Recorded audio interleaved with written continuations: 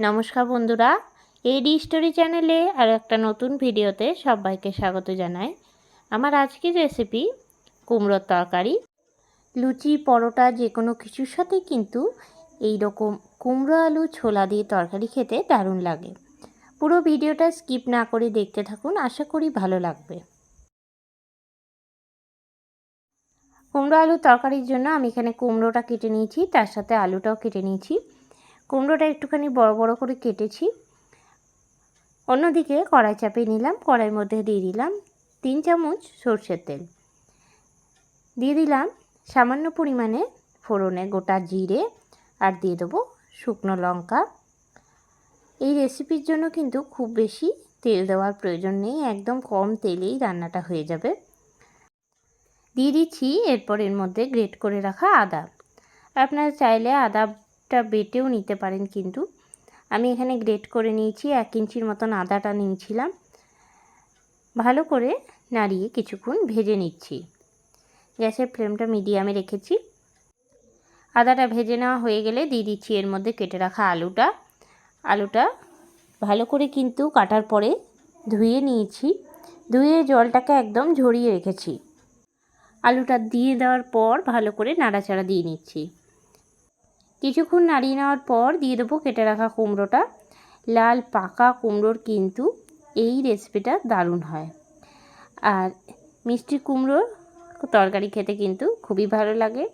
ভাত হোক, রুটি কিংবা পরোটা, লুচি সব কিছুর সাথেই কিন্তু বাঙালিরা এই রেসিপিটা করেই থাকেন। কুমড়োটা দেওয়ার পরে ভালো করে নাড়াচাড়া দিয়ে নিচ্ছি। কিছুক্ষণ নাড়িয়ে নেওয়ার পর দিয়ে দেবো এর মধ্যে ছোলাটা আমি আগে থেকে ভিজিয়ে রেখেছিলাম। আপনারা চাইলে কিন্তু ছোলাটা প্রেসার কুকারে সেদ্ধও করে নিতে পারেন, তবে আমি বলবো প্রেসার কুকারে সেদ্ধ করার কোনো প্রয়োজন নেই। আলু কুমড়োর সাথে কিন্তু ছোলাটা সেদ্ধ হয়ে যাবে। যদি আলুটা আলাদা করে ভেজে তুলে রাখি আর কুমড়োটাও ভেজে তুলে রাখি, সেক্ষেত্রে কিন্তু ছোলাটা প্রেসার কুকারে সেদ্ধ করলে ভালো হয়।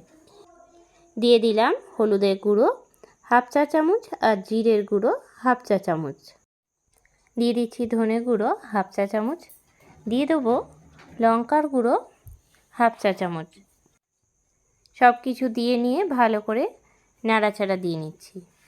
মশলার সাথে বেশ কিছুক্ষণ নাড়িয়ে নিচ্ছি, গ্যাসের ফ্লেমটা একদম লোতে রেখে।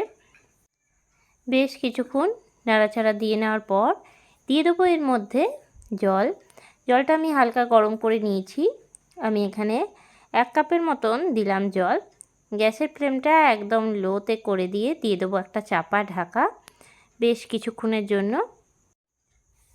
10 থেকে 15 মিনিট পর ঢাকনাটা খুলে নিলাম। ভালো করে একবার নাড়াচাড়া করে নিচ্ছি। দিয়ে দেবো লবণ, আন্দাজ মতন লবণটা দিলাম। লবণটা দিয়ে নাড়াচাড়া করে নিচ্ছি।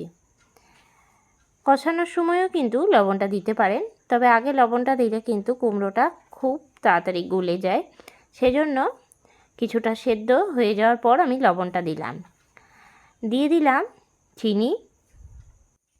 আমি এখানে 1 চামচ চিনি দিলাম। ভালো করে নাড়াচাড়া করে নিচ্ছি। কুমড়ো আলু ছোলা দিয়ে তরকারিটা কিন্তু সম্পূর্ণভাবে তৈরি হয়ে গেল। এরপরে আমি নামিয়ে পরিবেশন করে নেব। লুচি, পরোটা কিংবা ভাতের সাথেও কিন্তু খেতে দারুণ লাগবে। কেমন লাগলো রেসিপিটা অবশ্যই জানাবেন। এইভাবে একবার বাড়িতে তৈরি করে দেখবেন, আশা করি ভালো হবে।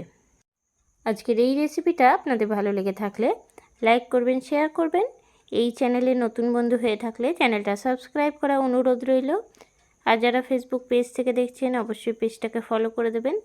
আবার নতুন কোনো রেসিপি নিয়ে হাজির হব। সঙ্গে থাকুন আর দেখতে থাকুন। সবাই ভালো থাকবেন, সুস্থ থাকবেন। ধন্যবাদ।